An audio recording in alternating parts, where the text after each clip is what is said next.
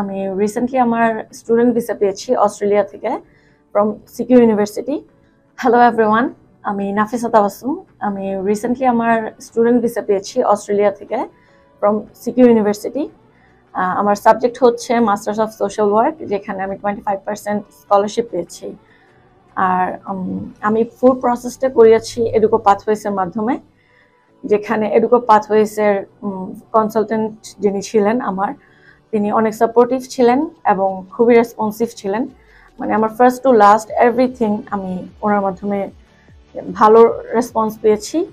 উনি থাকায় হয়তো বা আমি এরকম ভালো একটা জায়গায় পড়তে যাওয়ার মতো স্বপ্নটা পূরণ করতে পেরেছি, আলহামদুলিল্লাহ।